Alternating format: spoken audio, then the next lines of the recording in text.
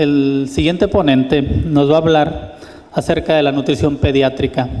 El doctor Salvador Ruiz Pérez, él es egresado de la especialidad de pediatría del Hospital Central Norte de Pemex, avalado por la Universidad Nacional Autónoma de México.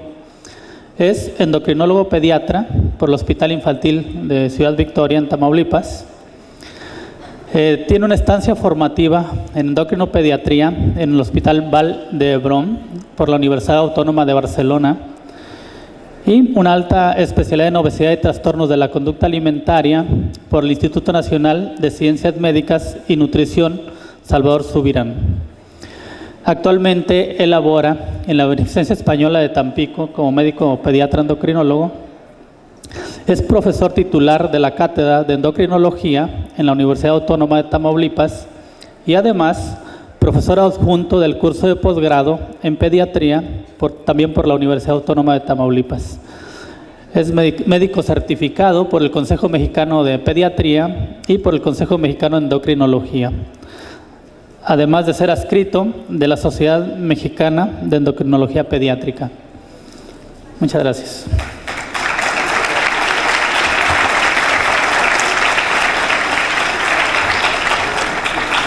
Hola, buenos días.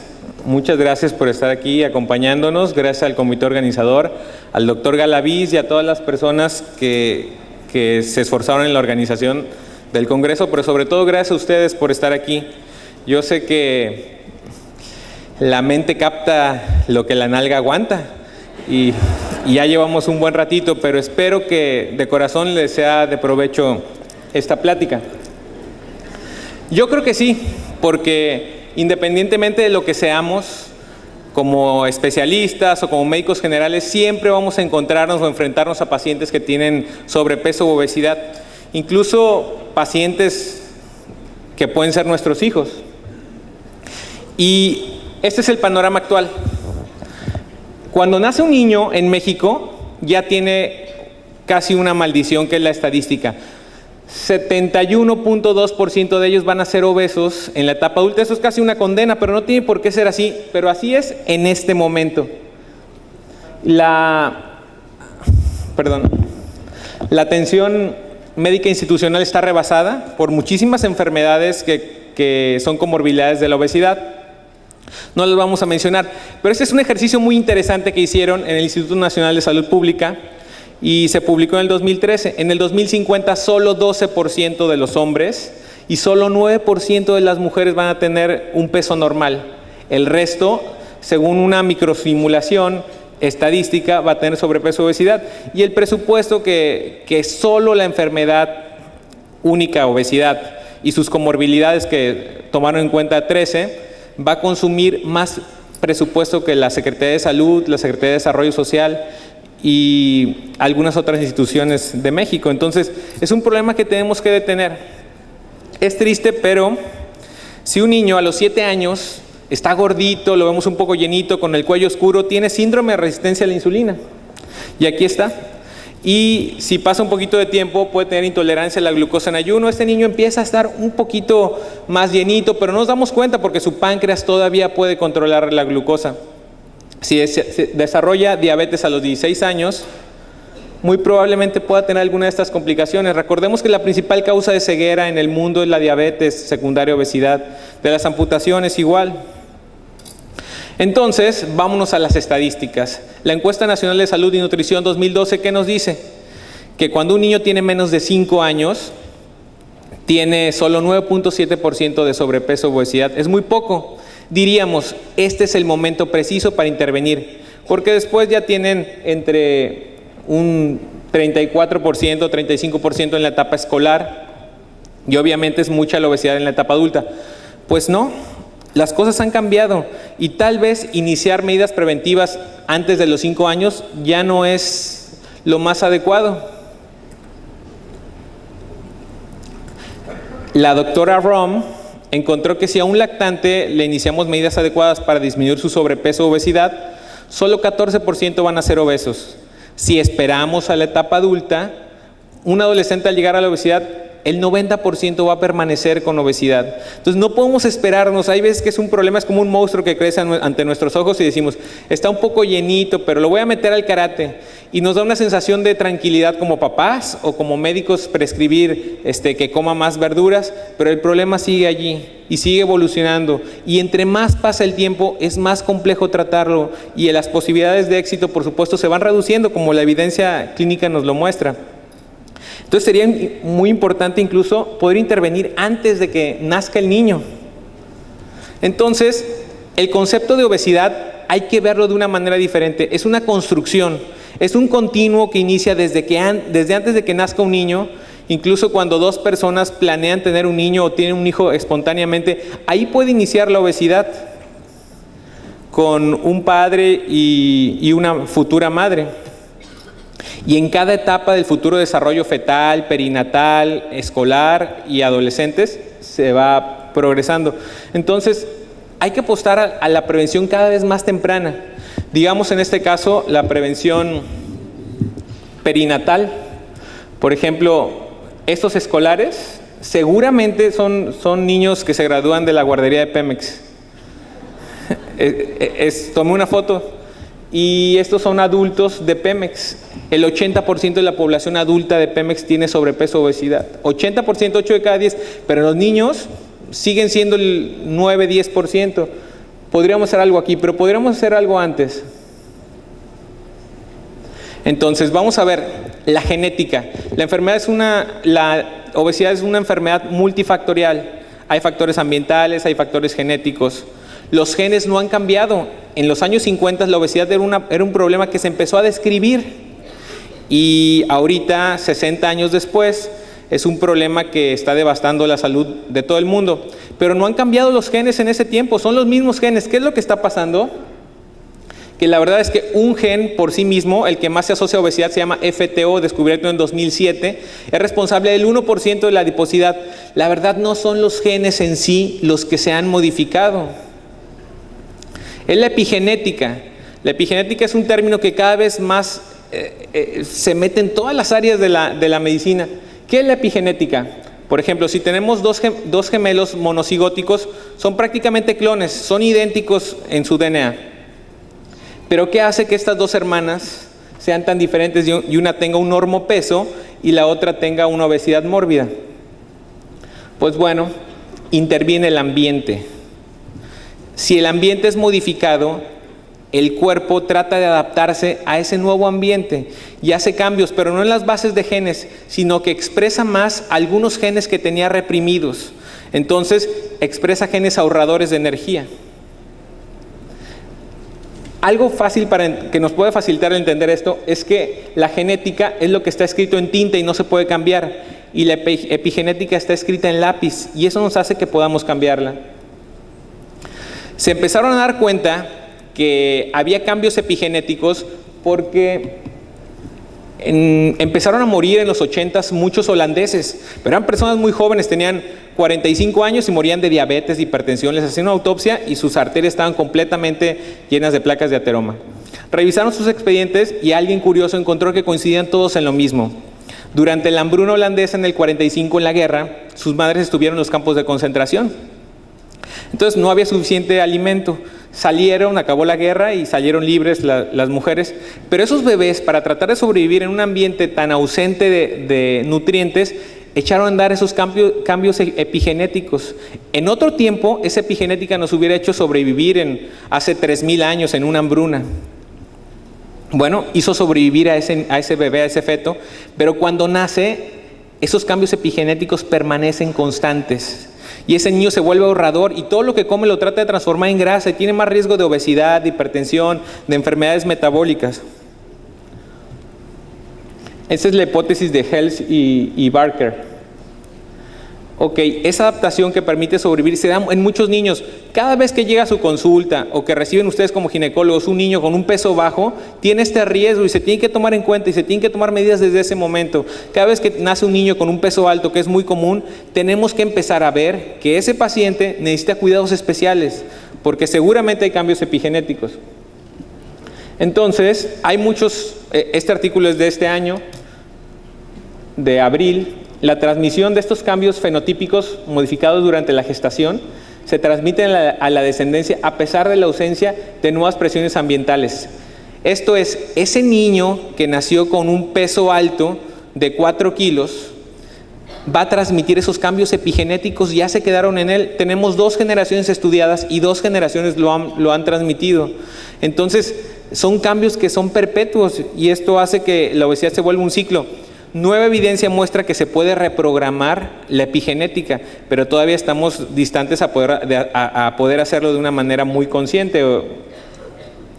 Este es un estudio muy interesante, me gusta mucho mostrarlo. Examinaron el índice de masa corporal pregestacional de ambos padres y sus cambios en 16 años de seguimiento. Conocieron a 2 papás, los empezaron a estudiar y vieron a sus hijos durante 16 años. Descubrieron que los padres que tenían sobrepeso, ambos, cuando tenían un hijo, a los 16 años, si era mujer, tenía 15 veces más riesgo de obesidad. Es el riesgo relativo. 15 veces más riesgo. Si era hombre, había menor riesgo y ambos padres habían sido obesos, un 5.6%. Si solo era la madre, había 4 veces más riesgo en ambos, y si era el padre, 3 en el hombre y 5 en la mujer. Nosotros podemos prevenir esto. Si una mujer se pone en un plan nutricional antes de embarazarse, pues bueno, podría tal vez modificar el futuro de su hijo. Entonces la recomendación es buscar las mejores condiciones de salud antes de un embarazo, realizar una valoración endocrinológica u obesológica previo al embarazo y poner especial atención en el control de peso de las mujeres con obesidad en etapa fértil. Recuerden que 2 de cada 3 mujeres no planean su embarazo, y si son mujeres obesas que están en una etapa fértil, pues tenemos que tratar de buscar que estén en las mejores condiciones si eso sucediese. Origen embrionario de la obesidad. Bueno, se ha demostrado que pequeños cambios en el nivel de glucosa causan macrosomía en los niños. Y no solo eso, aumenta la adiposidad de los recién nacidos. Y esto se da porque hay muchos factores inflamatorios y el niño llega a la programación fetal del síndrome metabólico. A ver, la gestación es solo el inicio. Una alta ganancia, todos se afectan, la mamá también se afecta. Una alta ganancia de peso en el embarazo hace que la mamá aumente 3 a 5 veces el riesgo de obesidad después de ese embarazo. Y en un estudio que hizo Rothberg en los institutos de medicina de los Estados Unidos, encontró solo el 22% de las mujeres ganan lo adecuado en su embarazo. En México ni siquiera sabemos. Todas ganan, bueno, muchas ganan más. Conocemos casos de mujeres que ganan 20 kilos en su embarazo, 25 kilos en su embarazo. Y finalmente, una mujer que tiene exceso de peso, obesidad, solo puede ganar 5 o 9 kilos en su embarazo. Y por supuesto que si ganan 20 o 18, tienen un riesgo de preeclampsia y de muchísimas otras complicaciones. La asociación de la ganancia de peso gestacional y la obesidad y el riesgo cardiovascular en niños a los 9 años. Esto es muy interesante. Hay un periodo especial en el embarazo en el cual debemos de poner más atención y se da entre la 14 y la 36 semana. Por cada kilo de peso extra que gana, la mujer aumenta 2.6 veces el riesgo de desarrollar obesidad en su hijo. Y también aumenta el perímetro abdominal. Ok, miren esta gráfica. El peso normal, el peso aumentado en el segundo trimestre es el que más se correlaciona con el peso al nacer. Más o menos entre la 14 y la 36 semana coincide. Y la situación es que nosotros no podemos tener como muy predictivo el peso de una mujer obesa, porque ustedes saben que empiezan a tener retraso en el crecimiento intrauterino, comienzan a tener problemas de preeclampsia y aunque el niño inicialmente tiene una ganancia de peso de características macrosómicas, termina a lo mejor con un peso normal. Entonces, esto complica todavía más un pronóstico de peso y de futuros determinación de síndrome metabólico en una mujer obesa, por todas las comorbilidades. Los ginecólogos, si alguien está aquí presente, saben que casi todas las complicaciones obstétricas empeoran con la obesidad o son causadas por la obesidad. Bueno, identificación de factores de riesgo y prevención en la lactancia y escolares. Ya vimos que nosotros podemos hacer cosas para prevenir la obesidad aún antes de que sea la concepción. Y también podemos hacer cosas durante la gestación. Pero ya que nace el niño, llega a nuestra consulta, tenemos que hacer algo, siempre identificar qué factores de riesgo tiene para saber qué tipo de medidas le vamos a ofrecer. Es indudable que el seno materno es algo que tenemos que fomentar los pediatras y cualquier médico. En este estudio que se acaba de presentar en la reunión de endocrinología de Estados Unidos en el 2015, se encontró que si un niño recibe seno materno por 6 meses, al revisarse entre los 2 y los 8 años, solo el 11.7% tenía sobrepeso o obesidad, versus los que se alimentaban con leche maternizada, el 48%, y la alimentación mixta, 40%. Entonces, es un factor protector. Hace tiempo no estaba bien definido esto, pero cada vez hay más estudios que incluso han visto las características de la leche materna e incluso varía de una persona que tiene sobrepeso a una que tiene un peso normal, pero sin duda es lo mejor que le podemos ofrecer a un niño. Otra cosa, al crecer vemos al lactante y lo vemos un poco llenito, su cara es más redonda porque su cráneo es más grande. Un niño al nacer, una cuarta parte de su longitud es la cabeza. Y nosotros podemos no percibir que está llenito, pero los adipocitos se multiplican en un 10% en el adulto. Por ejemplo, el 10% de mis adipocitos muere y el 10% renace, pero el número permanece casi constante. Un niño no es así. En la infancia, un niño sometido a una excesiva ingesta de alimentos, para poder almacenar esos alimentos y esas calorías, esos triglicéridos, sí multiplica su número de adipocitos. Y eso nos puede causar que un niño de 5 años tenga 90 millones de adipocitos, por poner un ejemplo, y otro tenga 180 millones. Y a futuro eso va a generar una obesidad más aguda en el segundo caso. Entonces tenemos que vigilar el exceso de peso en etapas muy tempranas. Hay un término con el que, a excepción de los pediatras, poco estamos familiarizados, pero tenemos que conocer, se llama rebote adiposo. ¿Qué es el rebote adiposo? Es el punto más bajo del índice de masa corporal, generalmente antes de los 5 años. Todos los niños nacen llenitos y empiezan a ser un poco más delgaditos y tienen una constitución delgada y de repente empiezan a ganar peso. ¿Para qué ganan peso? Para entrar a la pubertad. Una mujer o un hombre para entrar a la pubertad necesita mucha grasa o un poco de grasa extra para poder afrontar una vida reproductiva, por ejemplo. De hecho, la mujer empieza a acumular todavía más grasa un poco antes de la pubertad en sus caderas, en sus pechos. Pero todos los seres humanos empezamos a acumular más grasa. Eso no se puede presentar antes de los 5 años. Si un niño se empieza a hacer gordito antes de los 5 años, ojo, vean el pronóstico de obesidad. Si un niño a los 5 años empieza a ganar peso, su índice de masa corporal sigue siendo elevado. Y nosotros pensamos, o las abuelitas piensan, es que se va a estirar. No, desde el principio tenemos que vigilar eso. Si un niño tiene su rebote adiposo después de los 5 años, es menos probable que vaya a desarrollar obesidad. Y aquí tenemos varios ejemplos. Entonces, estos niños presentarán un rebote adiposo al 1 año y medio y otro a los 3 años y medio y tienen una obesidad más marcada. En la etapa adulta tienen obesidad y un niño que presenta un rebote adiposo tardío está en los percentiles más bajos. Esto es, hay que vigilar el peso en los niños pequeños y no hay que confiarnos. Bueno, se ha comprobado que está asociado a mayor riesgo de diabetes e hipertensión en el adulto el que haya presentado un rebote adiposo temprano. Entonces, imagínense qué importante saber que un niño que tiene 4 años y está llenito es más probable que tenga hipertensión. Ok, ¿qué pasa en la mente de un niño que tiene sobrepeso o obesidad? ¿En qué momento se hace consciente y en qué momento le empieza a afectar? Todos escuchamos muchísimo del bullying. Pues bueno, los niños son muy receptivos y desde los 3 años ya se ven afectados psicológicamente por el exceso de peso. Ese es el estudio Cohorte Milenio. Es un estudio que se realizó en Inglaterra con 11.200 niños. La mitad eran hombres, la mitad eran mujeres. Y se midió el índice de masa corporal a los 3 años y se evaluó a los 5 años. Lo hicieron en todos los kinders o casi todos los kinders de Inglaterra y encontraron que había 26% de más riesgo de problemas para relacionarse, aislamiento social, depresión, baja autoestima, etc. Hay otra cosa que nosotros nos tenemos que hacer finos si queremos ayudar a un niño con obesidad, incluso a un familiar. La autorregulación, pues ¿qué es eso? La obesidad no es una cuestión del cuerpo, es el cuerpo, la mente, el ambiente, es una combinación especial de las tres cosas. Hay niños que si ustedes le dicen, no te voy a comprar ese gansito, hacen cara, un pucherito y se calman.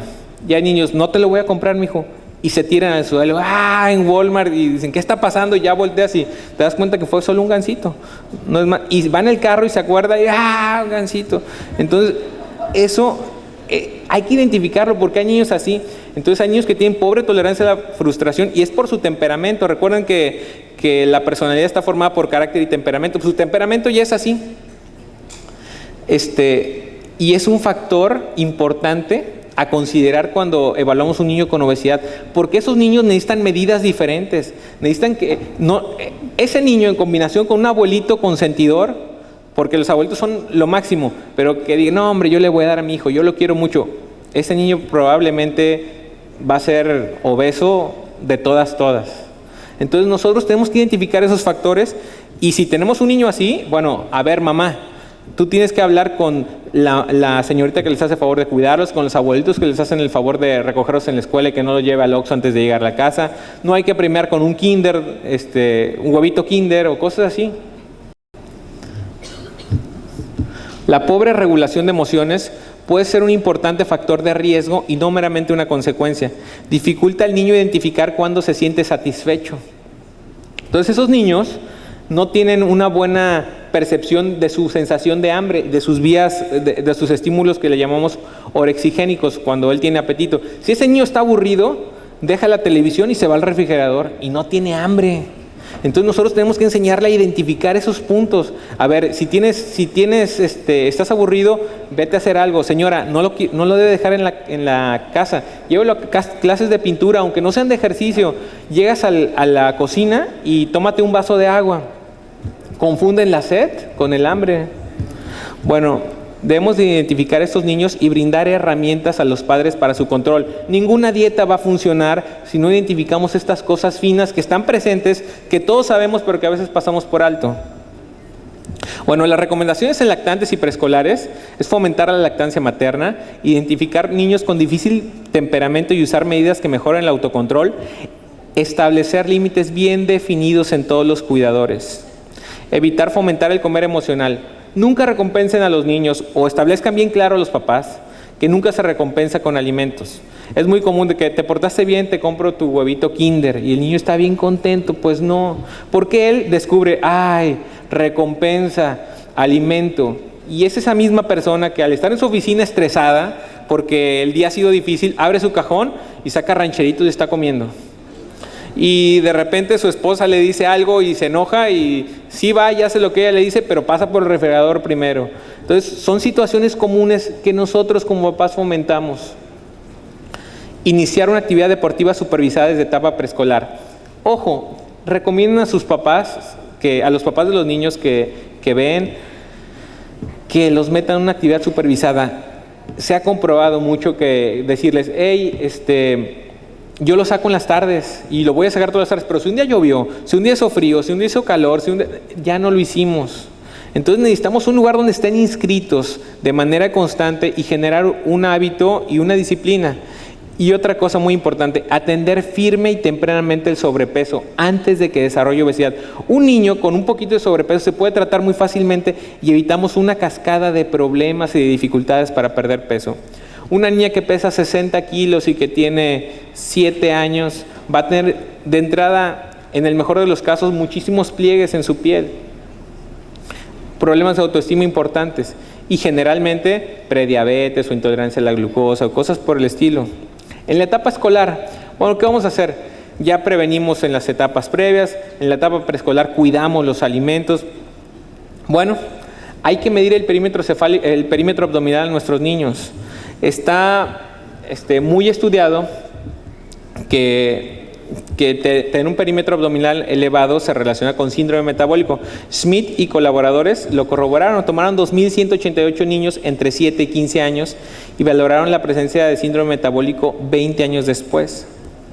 Los varones lo dividieron en 4 partes, que estaban en el cuartil superior, que tenían el perímetro abdominal más grande, tuvieron 4.8 veces más riesgo de síndrome metabólico versus los que estaban en el cuartil inferior. Y las mujeres, 5.8 veces mayor. Entonces, medir el perímetro abdominal con una cinta está al alcance de todos. Y si está por encima de los percentiles, tenemos que decirles a los papás que tienen que tomar medidas. Esta imagen me gusta ponerla porque es una imagen que nos hace que nos demos cuenta de que todas las enfermedades y todas las comorbilidades del adulto se generan en la infancia. Y todo lo que estamos teniendo de problemas, infartos y la mayor parte de los hospitales, sus camas están llenando secundariamente a estas enfermedades, y son semillitas que inician en esta etapa y que simplemente florecen en la etapa adulta. En el Bogalusa Heart Study utilizó la autopsia de 204 personas que fallecieron por algún accidente entre 2 y 39 años. Y entonces tomaron el corazón y cortaron la arteria coronaria siempre al mismo nivel. Y encontraron que desde los 2 años de edad se empieza a ver una estría grasa, que es el primordio de la grasa, de la capa de ateroma, del acúmulo de una placa de ateroma que finalmente va a tapar una arteria y generar un infarto. Entonces, tienen que hacer conscientes a los papás que ellos pueden estar causando o previniendo su próximo infarto con la alimentación. Igualmente la diabetes. Es que debutó con diabetes a los 20 años, 30 años, 50 años. Créanme que ese debut de diabetes estuvo programado o se sentaron las bases cuando tenía 1 año o 2 años o cuando estaba en etapa fetal. Bueno, esto también es sobre autorregulación. Estoy un poquito corto en el tiempo y quiero respetar el tiempo de los demás compañeros. Entonces, vamos a ver hábitos de sueño y obesidad. Es muy común que los niños se desvelen, pues ese simple detalle que corrijamos puede hacer grandes cambios en un niño. Capucio y colaboradores estudiaron 30,000 niños y fue un metaanálisis y descubrieron que los que duermen poco tienen casi 2 veces, un odds ratio de 1.89 veces más riesgo de desarrollar obesidad, con una P altamente significativa. Esto dificulta el apego a hábitos nutricionales saludables. Hay varias teorías y voy a hablar al respecto.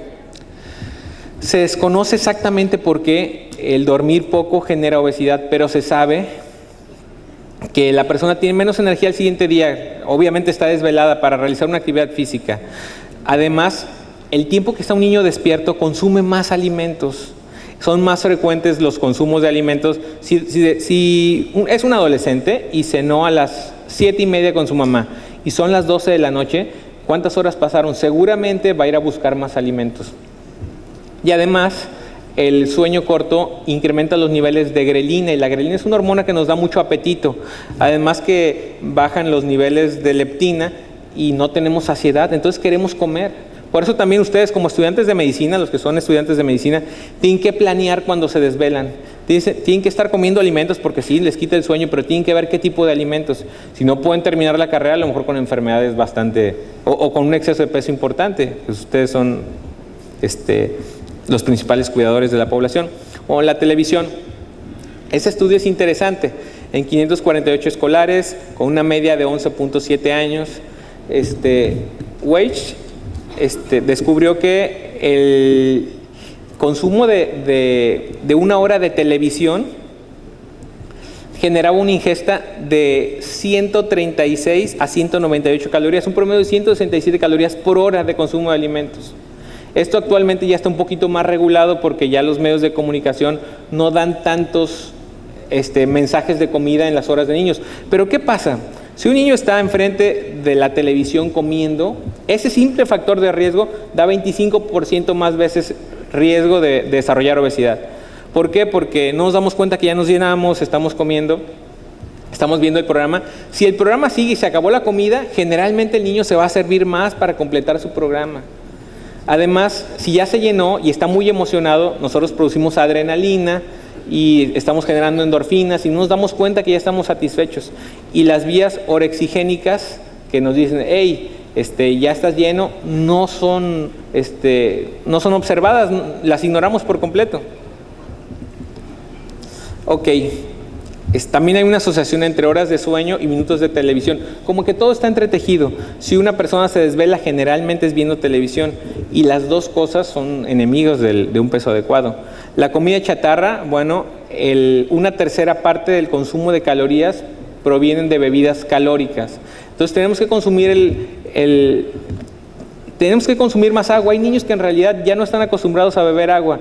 Y es muy común que las mamás confíen en los jugos. No toma refresco, yo le hago agua de limón. Una jarra de agua de limón de 2 litros contiene la misma azúcar que una jarra de Coca-Cola de 2 litros. Nada más que uno tiene jugo de limón y otro tiene concentrado de cola. Evelyn y colaboradores lo único que hicieron fue retirar las bebidas carbonatadas a unos niños y les mandaron a su casa bebidas que no tenían calorías. Y descubrieron que solo con eso los niños podían disminuir 0.63 el índice de masa corporal. Y eso es algo significativo. A ver, vamos a concluir. Esta imagen es muy importante. Al abordar la obesidad en un paciente escolar, tenemos que tener en cuenta que él tiene factores genéticos que no podemos modificar, factores médicos que tenemos que tomar en cuenta para orientar nuestro tratamiento, nutricionales que son modificables. Siempre podemos hacer algo por nuestro paciente, aún en los casos más difíciles. Familiares. Tienen que ver incluso si los papás tienen horarios, si un papá tiene turnos y no está en la casa, difícilmente va a poder llevar, si tiene turnos cambiantes, a un niño a una actividad regular. Tienen que tomar eso todo en cuenta y al consultorio van a hacer acuerdos con ustedes, donde ustedes les van a dar opciones y les van a ayudar a tratar de resolver los problemas. Créanme que no es tan complejo, lo único que necesitan es tener mucha buena voluntad y bases para hacer los cambios. En lo escolar hay que hacer modificaciones en la escuela, en el lonche. Los niños siempre se tienen que ir desayunados a la escuela. El desayuno es algo que previene la obesidad. En lo cultural, evitar el comer emocional, evitar el festejar o el fin de semana, llevarlos por los juegos a algún lugar donde haya hamburguesas o algo así. Ver si los niños tienen depresión. Yo he encontrado muchísima depresión y es una tristeza en los niños con obesidad y en etapas muy tempranas. Y se sienten mal de que les digan un apodo o de que no puedan correr o que no les quede bien la ropa. Identificar si hay comer emocional y tomar medidas. Muchos de mis pacientes utilizan sertralina. La sertralina es un inhibidor selectivo de la recaptura de serotonina que les quita la ansiedad por comer. Y tenemos que ver si hay trastorno de déficit de atención, etc. Bueno, las recomendaciones alimentarias en escolares, muy sencillas. Evitar el consumo de bebidas calóricas, hacer comidas y colaciones 5 o más veces al día, nada frito o empanizado, nunca premiar con alimentos, fomentar el consumo de verduras de manera ingeniosa. Y hay muchísima información científica que nosotros tenemos, nuestra labor es educar a los papás, darles educación y decirles por qué no pueden comer. Por ejemplo, yo esto muy frecuentemente se los pongo a los papás, les digo, su hijo es un equilibrista que va de aquí a acá. Para que no se caiga, necesita detenerse aquí y esta es la colación. Caerse significa comer algo que no es adecuado, unas papitas, unas galletas que le ofrecieron. Pero si es una colación, va a disminuir la sensación de hambre. Sus vías orexigénicas van a decirle, hey, no hay problema, tienes suficiente saciedad. Y es más difícil que vaya a caer en la tentación de comer algo. Además, llega con menos hambre a la siguiente comida. Otra cosa, dicen, es que mi hijo no come verduras, pero ¿cómo come fruta? Pues este plato de fruta es 1 kilo de agua y 1 kilo de azúcar. No, hay que utilizar imágenes mentales que ya tienen los niños muy grabadas. Un escolar ya sabe de qué tamaño tiene una pelota o una pelota de tenis, por ejemplo. Es decir, eso es lo que te toca de fruta. Y es lo que tú te vas a comer después del desayuno, después de la comida, después de la cena o en las colaciones. Porque sabemos que esa cantidad de fruta fácilmente la podemos metabolizar. Pero un plato grande de fruta genera la necesidad de secretar mucha insulina. Y vamos desgastando nuestro páncreas y vamos acumulando mucha grasa y triglicéridos finalmente. Entonces tenemos que tener también la labor de educar a los niños. Yo utilizo imágenes mentales, por ejemplo, todos los niños tienen en su mente unas barajas de lotería. Han estado 1000 veces jugando lotería o uno o lo que sea. Bueno, ese es el tamaño de la carne que debe consumir un escolar. Utilizamos esas imágenes y tenemos que procurar que la mitad de los alimentos sean vegetales. Si nosotros tenemos la mitad de los alimentos de vegetales, no necesitamos ni siquiera contar calorías. Seguramente ese paciente nunca va a consumir calorías de más. La Clínica Mayo desarrolló un plato así. El plato del buen comer, la verdad, no funciona. Y finalmente, podemos hacer que una persona tenga una alimentación adecuada. Bueno, la recomendación no nutricionales que le pueden servir mucho al paciente es regular la televisión o videojuegos, dormir adecuadamente, establecer horarios. Los niños tienen que comer con horarios y no se adaptan a los de nosotros cuando salimos de trabajar o cuando pueden ir a llevarlos a la casa de la abuelita a comer. De preferencia hay que comer junto con los padres y enseñar con el ejemplo e iniciar ejercicio supervisado. A ver, las conclusiones. La atención del paciente con obesidad tiene principios muy básicos y comunes. Debe iniciarse lo más temprano posible, incluso antes de la gestación.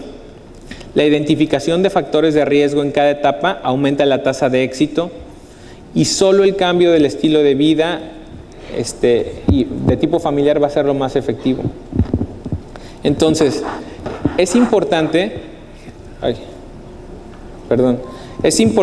que se den cuenta que el mundo mejora cuando mucha gente toma a los niños de la mano y hace pequeños cambios.